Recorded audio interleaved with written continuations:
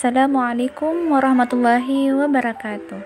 Hai teman-teman, perkenalkan nama saya Nur Asisa Suparjan dengan NIM 1901040052 dari program studi Komunikasi dan Penyiaran Islam semester 6B. Adapun tujuan dari pembuatan video ini untuk memenuhi tugas final dari mata kuliah Manajemen Dakwah oleh dosen pengampu Ibu Ria Amelinda SIKOM MIKOM. Adapun materi yang akan saya paparkan yaitu mengenai pengembangan dan peningkatan pelaksanaan dakwah. Dengan submateri yaitu yang pertama, pengertian pengembangan dakwah, yang kedua, keuntungan proses pergerakan dakwah, dan yang ketiga yaitu prinsip-prinsip pengembangan dakwah. Materi yang pertama yaitu mengenai pengertian pengembangan dakwah. Hal pertama yang perlu kita ketahui yaitu mengenai apa itu pengembangan. Pengembangan merupakan salah satu perilaku manajerial yang meliputi pelatihan yang digunakan sebagai sarana untuk meningkatkan keterampilan seseorang dan memudahkan penyelesaian terhadap pekerjaan dan kemajuan karirnya. Proses pengembangan ini didasarkan atas usaha untuk mengembangkan sebuah kesadaran, kemauan, keahlian, serta keterampilan para elemen dakwah agar proses dakwah berjalan secara efektif dan efisien. Yang kedua yang perlu kita ketahui yaitu mengenai pengertian dakwah.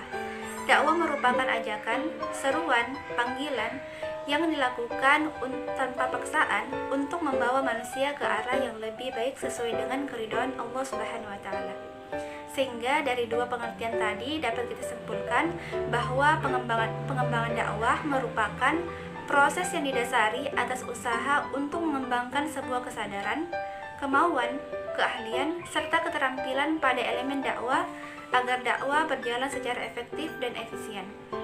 Dalam dunia manajemen, proses pengembangan merupakan sebuah usaha jangka panjang yang didukung oleh manajemen puncak untuk memperbaiki proses pemecahan masalah dan pembaruan organisasi.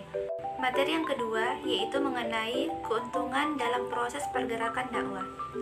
Secara individual, pengembangan yang berorientasi kepada perilaku para dai memiliki beberapa keuntungan potensial dalam proses pergerakan dakwah, khususnya bagi para pemimpin dakwah. Keuntungan tersebut antara lain yang pertama yaitu terciptanya hubungan kerjasama yang bersifat mutualisme antara seorang manajer atau pemimpin dakwah serta para anggota lainnya. Kemudian yang kedua yaitu dapat mengidentifikasi dan menyiapkan orang untuk mengisi posisi-posisi tertentu dengan rasa tanggung jawab yang lebih tinggi atau lebih besar dalam organisasi. Yang ketiga yaitu dapat memberikan suatu rasa kepuasan karena membantu anggotanya untuk tumbuh dan berkembang. Materi yang ketiga yaitu mengenai prinsip-prinsip pengembangan dakwah. Dalam sebuah proses pengembangan, terdapat beberapa prinsip yang akan membawa ke arah pengembangan. Prinsip-prinsip tersebut antara lain yaitu yang pertama adalah mengidentifikasi kebutuhan akan pelatihan. Proses pengembangan keterampilan dai bertujuan untuk menentukan apa yang mereka ketahui dalam menyiapkan segala sesuatu untuk terjun langsung ke objek dakwah.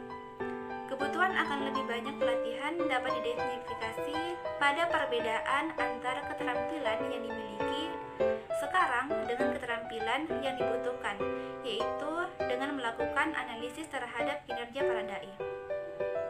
Yang kedua, membantu rasa percaya diri dai. Pelatih akan lebih berhasil jika dai merasa yakin bahwa ia akan berhasil mempelajari suatu keterampilan. Dalam hal ini, manajer dakwah harus memberikan peluang yang cukup bagi para dai untuk memperoleh kemajuan dan keberhasilan dalam menguasai materi keterampilan. Oleh karena itu, dibutuhkan sebuah kesabaran. Yang ketiga, yaitu membuat penjelasan yang berarti. Dalam proses peningkatan pemahaman, serta dai ingat selama pelatihan harus dibangun atas dasar pengetahuan. Pada saat menjelaskan sebuah prosedur, maka harus diupayakan untuk menggunakan bahasa yang jelas, lugas, dan menghindari instruktur yang kontradiktif.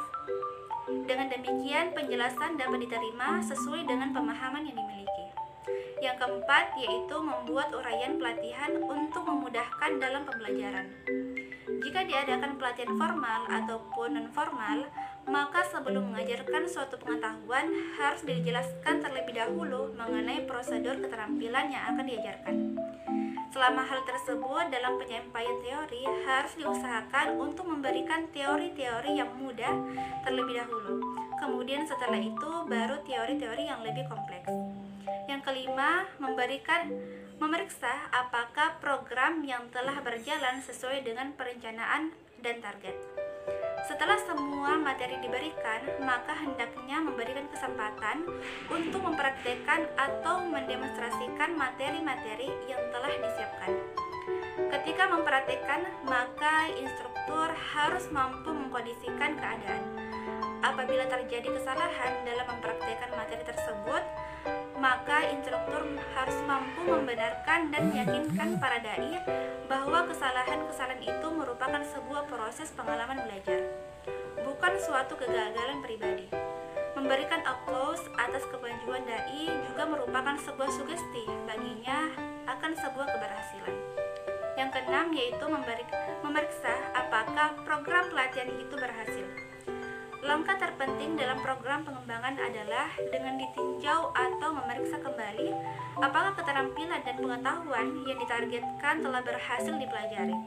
Indikator keberhasilannya adalah dengan membuat standar bahwa proses keberhasilan itu dapat diukur dengan melakukan sebuah praktek yang kemudian diselesaikan dengan teori yang telah diberikan.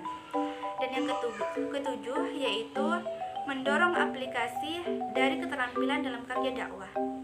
Setelah dilakukan proses pelatihan kepada para dai, maka langkah penting selanjutnya pada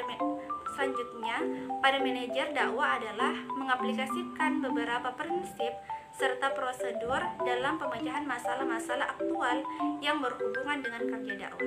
Sekian materi yang sempat saya sampaikan. Kurang dan lebihnya mohon dimaafkan. Terima kasih. Wassalamualaikum warahmatullahi wabarakatuh.